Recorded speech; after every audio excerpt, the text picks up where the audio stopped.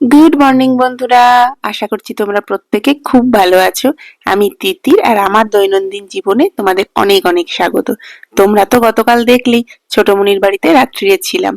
আজকে সকালবেলায় ঘুম থেকে উঠে একটা অলস সকাল শুরু হয়েছে। বসে দিদার সঙ্গে গল্প করছি। দিদার ঘরের পাশেই রয়েছে একটা বারান্দা, যে বারান্দাটা প্রচুর ফুল গাছ দিয়ে সাজানো। তবে আমার সকাল যতই অলসভাবে শুরু হোক, বারান্দায় এলেই বুঝতে পারা যায় আজকে শহরের একটা ব্যস্ততম দিন। এক্কেবারে রাস্তার ধারেই বারান্দা, গাড়ি ঘোড়ার আওয়াজ, দূরে মেট্রো লাইন, সব মিলিয়ে শহরের ব্যস্ততাটা বেশ ভালোই চোখে পড়ছে। নিজের বিছানা ছেড়ে অন্য জায়গায় শুলে যেটা হয়, আমারও তাই সকাল সকাল ঘুমটা ভেঙে গেছে। এখন কিন্তু 7:30 মতো বাজে। রাত্রে যদিও ভীষণই ভালো ঘুম হয়েছে, কালকে যা প্রচন্ড ক্লান্ত ছিলাম। এক কাপ চা নিয়ে দিদার সঙ্গে বসে বসে অনেকক্ষণ গল্প করলাম। এরপর আমার তো তেমন কাজ নেই, একবার বারান্দা আর একবার রান্নাঘরে ছোটমণি কি করছে সেই দেখছি। আর্যবাবু কিন্তু এখনো ঘুম থেকে ওঠেনি। তবে আজকে জানো তো, ব্যারাকপুর চলে যাব। খাওয়া দাওয়া করে দুপুর দুপুরই বেরিয়ে পড়বো। বিকেল করব না। বিকেল করলেই না ওইদিকে পৌঁছতে পৌঁছতে এক্কেবারে সন্ধে নিঝুম রাত হয়ে যায়। এবারে অনেকদিন পর ছোটমনির বাড়ি রাতে থাকলাম। বিয়ের আগে একটা সময় দরকারে অদরকারে প্রচুর এসে ছোটমনির বাড়ি থেকেছি। বিয়ের পরেও নানা প্রয়োজনে এসে ছোটমনির বাড়ি রাত কাটিয়েছি। এবারে প্রায় বছর খানেক পরে, গত বছর একবার এসেছিলাম, তখন এসে দুরাত্রির ছিলাম। এবারে অনেকদিন পর এসে থাকলাম। আর্য তো খুব মজা করেছে, ওর আসলে মামুর সঙ্গে ভারী ভাব। আর এই যে ট্রেডমিলটা দেখছো, ঘুম থেকে এসেই উঠে পড়েছে। এইটা প্রত্যেকবার এসে ঠিক আয়ত্ত করতে পারতো না, এবার বেশ খানিকটা আয়ত্ত করেছে, তাই সারা দিন যখনই সুযোগ পাচ্ছে ট্রেডমিলটায় গিয়ে উঠে পড়ছে। আমাদের একটু খেয়াল রাখতে হচ্ছে বটে, যে কোনো সময় মুখ থুবড়ে পড়ে যেতে পারে।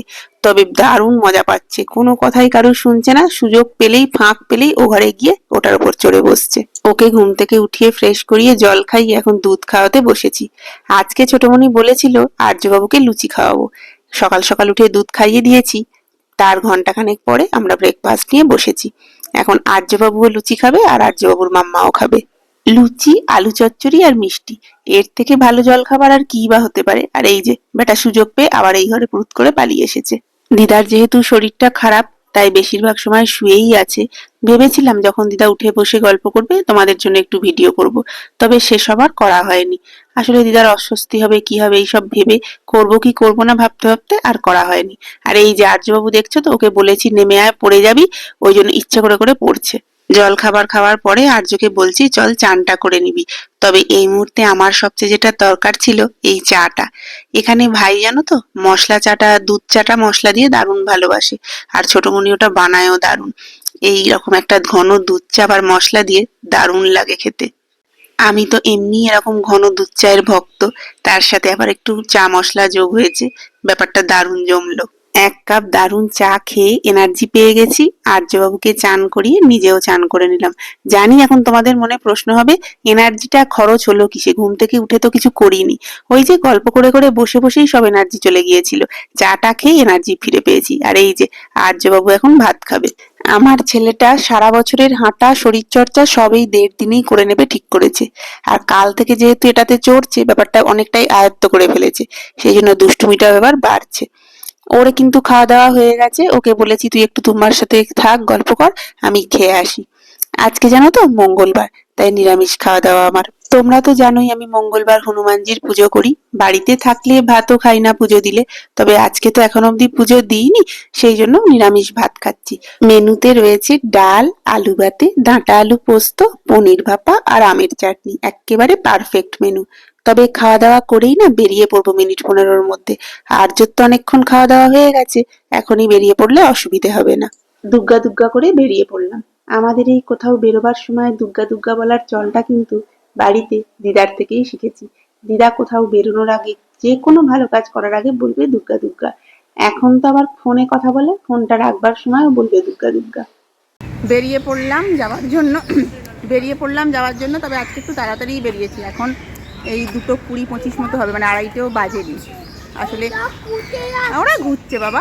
আসলে যদি ঘুমিয়ে, মানে আর্যকে ঘুম পাড়িয়ে দিই, তারপরে ঘুম থেকে উঠে যেতে করতে না অনেকটা দেরি হয়ে যায়। ঘুম থেকে উঠলে আবার একটুখানি ঘুমের মুড, তারপরে ফ্রেশ আবার খাওয়ার টাইম হয়ে যায়, সব করতে করতে না ফ্রেশ ঢুকতে ঢুকতে সন্ধে হয়ে যায়। তো সেই জন্যই একটু তাড়াতাড়ি বেরিয়ে পড়েছি। আর্যর হয়তো রাস্তায় ট্রেনে উঠলে ঘুম পেয়ে যাবে, সে যা হবে। এখন বেরিয়ে পড়লাম। ছোট মাসির বাড়ির একদম কাছেই হচ্ছে সেক্টর 5 মেট্রো স্টেশন। একটা রিক্সা পেয়ে গেলে ভালো হয়, হাঁটলে এখন 10-12 মিনিট তো লাগবেই। তবে রিক্সা এখনো পাইনি, দেখি এই মোড়টা থেকে পাই কিনা। আর এই ভিড়টা চিনতে পারছো, এই জায়গাটা গতকাল এখানেই লাইন দিয়ে আমি কাজটা করেছিলাম, ওই যে সার্টিফিকেটটা রিনিউ করানোর জন্য। দেখো কি বিশাল লাইন আজকেও। আগামীকাল এটার লাস্ট ডেট, বুধবার পর্যন্ত। চলো এখান থেকে একটা রিক্সা নিয়ে ওপারে গেলেই মেট্রো স্টেশন। স্টেশনে এসে গেছি, এবার টিকিটটা কাটবো। তবে বৃষ্টি হবে কিনা কে জানে, কি প্রচন্ড গরম হচ্ছে।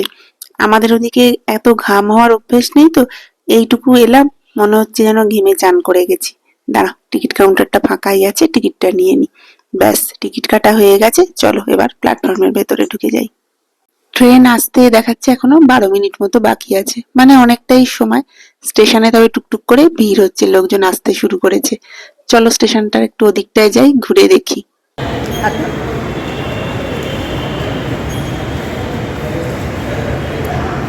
টিকিট কেটে প্ল্যাটফর্মে উঠে এসেছি, তবে ট্রেন এখনও আসেনি। আর ট্রেন এলেও তো এখন দেখি দরজাগুলো খোলে না, মানে একদম ছাড়ার 5-7 মিনিট আগে। এখনও আসেনি ট্রেন, ওয়েট করি। কোনো তাড়া নেই আমাদের, যখন আসে তখন। বিয়ের পর বেশ কয়েক মাস জানো তো আমরা ফরিদাবাদে থাকতাম।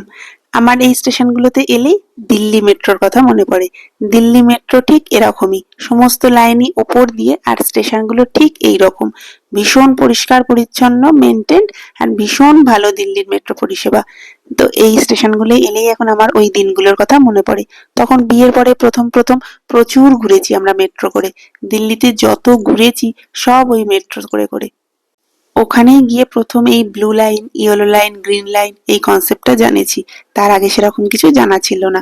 এত উপর থেকে শহরটা দেখো কিরকম অন্যরকম লাগছে। এই নিচটা দিয়ে কত হেঁটে গেছি, কত বাস ধরেছি। আর এই যে আমাদের মেট্রো এসে গেছে, তবে গেটটা এখনো খোলেনি। ওই যে বললাম মিনিট 5 আগেই খুলবে। তবে আর্যবাবু অধৈর্য হয়ে যাচ্ছে, কখন ওর মেট্রো ট্রেন আসবে। ট্রেন যদিও বা এলো, ও কখন ট্রেনে উঠবে এইসব চিন্তায় ওর ভীষণ মাথা ব্যথা। ট্রেনে উঠে আমরা চলেও এসেছি শিয়ালদা পর্যন্ত। আসলে মাঝখানে আর ভিডিও করিনি, আমার ফোনে তেমন চার্জ নেই। তোমাদের তো কালকে বলেইছিলাম আমার চার্জারটা খারাপ হয়ে গেছে, ভাইটুর চার্জার দিয়ে চার্জ দিচ্ছিলাম। তবে বেরোবার আগে ভেবেছিলাম ফুল চার্জ করে নেবো ফোনটা, সেটা আবার করা হয়নি। তাই জন্য ফোনটা কম কমই ব্যবহার করছি। বলে ভয় পাচ্ছি, যদি না পাই, এই যদি না পারি, না না এক্ষুনি ঢুকিয়ে দেবো। মাঝখানে আমার ব্যাগ রাখবো। যে ভয়টা পেয়েছিলাম ঠিক সেটাই হলো, ফোনে চার্জটা না একেবারে কমে গেছে। সারা রাস্তা আর ভিডিও করতে পারিনি। ব্যারাকপুর স্টেশনে নেমে প্রথমে মন্দিরে গেছি পুজো দিতে। স্টেশনেই একটা বিশাল জাগ্রত হনুমান মন্দির আছে, তোমাদের সাথে আজকে আর শেয়ার করতে পারলাম না। তারপর একটা ফোনের দোকানে গিয়ে একটা চার্জার কিনে বাড়ি ঢুকলাম। চার্জার মানে আমার না ওই কেবিলটা খারাপ হয়ে গিয়েছিল, স্যামসাং এর একটা কেবিল নিলাম, তারপরে বাড়ি এলাম। অনেকটা তাড়াতাড়ি ব্যারাকপুর স্টেশনে নেমে গেছি, তবে যেহেতু এই দুটো কাজ করে ফিরলাম তাই বাড়ি ঢুকতে ঢুকতে ওই 5:15 মতো হয়ে গিয়েছিল। এসে গেছি অনেকক্ষণ বাড়িতে, এসে দুজনেই ফ্রেশ হয়ে গেছি। এখন একটুখানি পুজো দিলাম, সেই প্রসাদও খেলাম, এরপর চাটা খাবো। আর আজকে পরের দিকে আর ভিডিও করা হয়নি, তবে অনেকগুলো কাজ করলাম। মানে ব্যারাকপুরে তো নেমে গেছি আমরা 4:30 মতো, একদম 4:30তেই নেমেছি। তারপরে ওই প্ল্যাটফর্মে একটা ভীষণ এখানে বড় হনুমান মন্দির আছে, অনেক পুরনো। বা ভেরি গুড, আর্যবাবু চলে এসছে এখানে। তো ওই হনুমান মন্দিরে আগে গেছি, তো এবার ভাবলাম যখন আসছি স্টেশনে অন্য প্ল্যাটফর্মটা চেঞ্জ করতে হলো, আমি 4-এ নেমেছি, আবার 1-এ গেলাম। তো ওখানে ভালো করে পুজো দিলাম, দিয়ে আমার তো কাল থেকে চার্জার নামও পড়ে যাবে। আমার চার্জার খারাপ হয়ে গেছে বললাম, চার্জার কিনে তারপরে বাড়িতে ঢুকলাম। তো সেই জন্য একটু ঢুকতে স্বাভাবিকভাবেই দেরি হয়েছে, আর ভালোও লাগছিল না। এসে ঝটপট ফ্রেশ হয়ে এখন মোবাইলটাকে চার্জও দিলাম। কালকে সারাদিন ভাই একটু মোবাইল মানে চার্জার দিয়ে, বাবা দুষ্টু করিস না, চার্জ দিয়েছিলাম। এখন ভালো করে ফোন চার্জও হয়ে গেল। এখন চাটা খাবো, একটু মামা আসবেন, গল্প টল্প কথাটা তো বলবো। আর আজকে ইচ্ছা আছে সন্ধ্যের পরে মানে একটু রাত করে দিদির কাছে একবার যাবো, দেখা করে আসবো। কালকে 3টে আছি, পরশু চলে যাবো। বলো, গাছটা কই ভেঙেছে? তুমি যে উচ্চ করে টপটা উল্টে দিলে, সোজা করে দাও। কি সুন্দর এই যে সাজিয়ে রেখেছে, যাও সোজা করে দাও।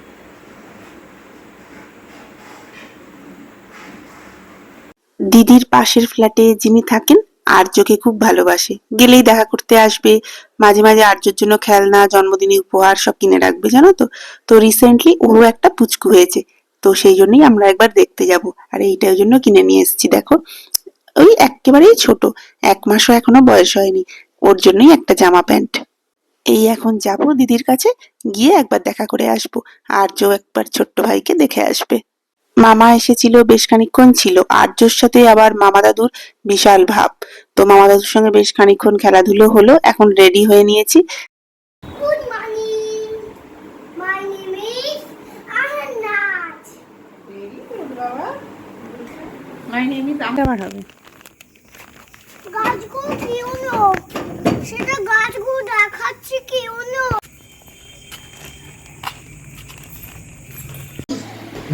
চল ও প্যাকেট কিছু লাগবে না, প্যাকেটটাতেই ঢুকিয়ে রেখেছি।